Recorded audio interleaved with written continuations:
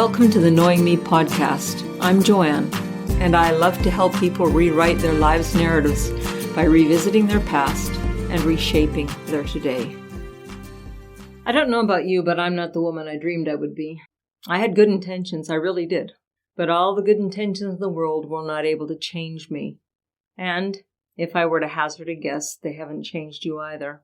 It's not that we planned not to complete what we long to do. It seems that there is something that just keeps us short of getting our longings met and reaching our goals. Brennan Manning, in his book, The Furious Longing of God, makes the statement, "The sadness of not being perfect, the discovery that you really are sinful, is a feeling much too human. We don't want to admit it. We resist the truth with all that we are. But I think that deep down we know that we will never quite be what we were created to be. We long for it. We exhaust ourselves trying to reach whatever that is. But deep down we know that we will come up short. Consequently, we get angry and frustrated. Angry and frustrated at ourselves, angry and frustrated at those around us, and especially angry and frustrated with God. Why doesn't He make it easier? Why is it so hard to be what we want to be or think we should be? I've tried and tried, so why can't I get to this place of contentment? And the list goes on and on. Usually, we waste our energy trying to convince those around us that everything is fine. So we let them see what we want to be instead of who we are. We don't want anyone to know how insecure we feel, and we don't want to be judged. We get down on ourselves because we should be happy. Things aren't perfect, but they aren't that bad. So why is there this unrest in my soul and in your soul? Add to what you're feeling the insensitivity of people that question why we feel like we do, or their judgmental attitude towards us because everything looks like it's fine, so why are we not happy? And we hide even more by pretending that life is a blast, even when it isn't. I have a friend that I don't share many personal struggles with because her response is just about always, "Tell me about it," and then proceeds to share with me how she knows exactly how I feel when she has no idea how I feel. I don't feel heard, so I hide what I feel and pretend that everything is fine. But hiding from something or someone has never helped me, and it probably hasn't helped you either. We don't change by not facing ourselves. We change because we know ourselves, and we know what we cannot be what we long to be no matter how hard we try. We think we can, but we can't, and we never do. It is the knowledge of this truth that sets us free to encounter what we need. When we realize that we don't have what it takes, this is when we start to look outside of ourselves for a solution. We've tried everything, retreats, encounters, conferences, books, working hard, 12-step programs, anything and everything, but the void is still there. These are all good things, so why do we still feel like failures? We try so hard to be independent, all the while longing for someone to help us, show us and accept us for who we are, where we are. We feel so alone in this journey of life, but maybe, just maybe, this is the place we need to be. A place where we finally can say the word, if only to ourselves, I can't. I really can't. Knowing ourselves isn't about being proud or arrogant. It's about humbly admitting that we can't. It's about realizing that without God, I can do nothing. You can do nothing.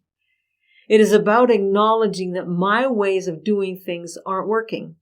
Do you know yourself well enough to admit that? Albert Einstein said the definition of insanity is doing the same thing over and over again, expecting a different result. In Jeremiah 2:13, God says, "For my people have done two evil things. They have abandoned me, the fountain of living water, and they have dug for themselves cracked cisterns that can hold no water at all." We work and try, and yet we seem to come up empty. Our way of doing things, our cistern doesn't hold water, doesn't satisfy our needs, and we are left thirsting for more. But we keep doing the same thing or a version of the same thing over and over again. I have this image of an oasis, and it is lush and green, and it's got fountains and waterfalls and lakes and rivers, and the water is clear and sparkling, and there's people running around and laughing and joking, and they're just in the water, and I love water. I love swimming. I love the lake. And what God's saying in this verse is, I've got this lush green oasis. I am the fountain of living water. And then next to this oasis, what do you see? You see Joanne with her little camp shovel trying to dig a well to satisfy her thirst, when right beside her is this place of refreshing, of water, of everything I would need, and I keep digging my well. God offers us so much, but we try to do it ourselves. We try to independently fill ourselves and our longings up without Him. He has two things against us. One, we've abandoned Him, and two, we keep trying to do it ourselves. What does it take for you and me to admit that we come up short? Oh, maybe what we do helps for a moment, but it doesn't last. Used to feel like it worked better before, but now I do the same thing and it's not satisfying my hunger. It's not satisfying my thirst, but it used to. So I'm just going to keep doing it, maybe, but it doesn't last. We are so thirsty for love and acceptance, and we keep trying one more thing that gives us the illusion of control. And in some subconscious way, we feel this protects us because we are in control. And we all do this to one degree or another, mainly because we're sinners, but also because this is what everyone has done since Adam and Eve disobeyed God in the garden. It is part of our defense mechanism, which for many is what helped us get through a very painful childhood, but doesn't work too well for us as adults. I go back to what I shared a couple of podcasts ago, where, I have disassociated because that was the only way I could deal with the pain. But that is what has robbed me of what I long for now. Brennan Manning said the sadness of not being perfect. I've chosen to say the joy of not being perfect. I cannot measure up, even to my standard. I've fallen short so often in my life, but the good thing about that, although it took a long time for me to figure it out, is that when you realize you can't, you start to look for someone who can. In business, they so often tell us that it's not the how, but the who. Not the how will I do this, but the who will do this for me. When we try to do and be what we were not made to do or be, we will always fall short. We get exhausted. It's like asking a child to run when it hasn't learned to crawl. It's impossible. You and I have both tried the what do I do and the how do I do it of life. And I think that it's time that I, and hopefully you, start thinking, who will help me be what I need to be, and who will show me how to do what I need to do. It is time for us to look outside of ourselves and see the beauty, grace, and compassion of Christ. Brennan Manning continues, the pure of heart praise Him from sunrise to sundown, even when they feel broken, feeble, distracted, insecure, and uncertain. They are able to release it into His peace. Christ doesn't offer us a magic potion to alleviate our pain or hurts. What He does offer us is Himself. All He asks of us is our loneliness, our emptiness, and our sin. Nothing more and nothing less. He asks us to give up our idea of who we are and trust Him with our hearts. He wants us to have a heart that can relax in His peace and be satisfied there. Manning goes on to say, a heart like that is stripped and filled, stripped of self, and filled with the fullness of God. It is enough that Jesus is Lord. When we come to this realization, all striving ceases, and we begin to experience the love of God in a way that is enough, even if all around us is chaos. He is enough. And that is where the joy is, the joy of knowing that we don't have to be perfect, the joy of experiencing freedom from failing at something we are not responsible for, the joy of knowing that there is a God who loves us with a deep, passionate, and eternal love. I truly believe that this joy, this life happens when men and women experience the reckless, raging confidence that comes from knowing the God of Jesus Christ. The men and women who are truly filled with light are those who have gazed deeply into the darkness of their own imperfect existence, and like them, the God I've come to know by sheer grace, the Jesus I met in the grounds of my own self, has furiously loved me regardless of my state, grace, or disgrace. And why? For His love is never based on our performance, never conditioned by our moods of elation or depression.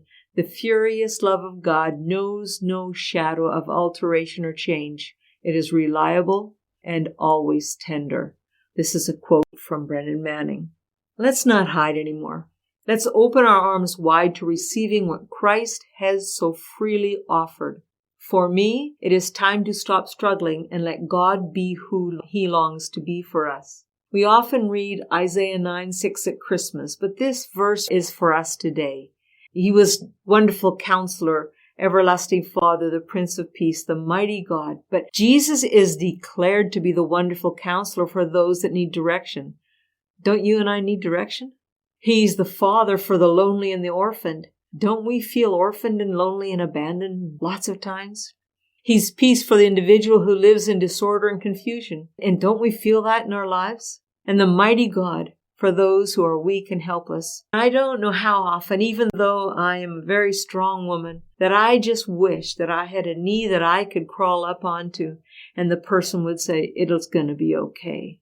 We all need this Jesus, not just at Christmas. He will be called the Wonderful Counselor, and He will counsel and walk with us daily. The Father that will be with us daily. The peace that comes that will be with us always. The mighty God who is with us always.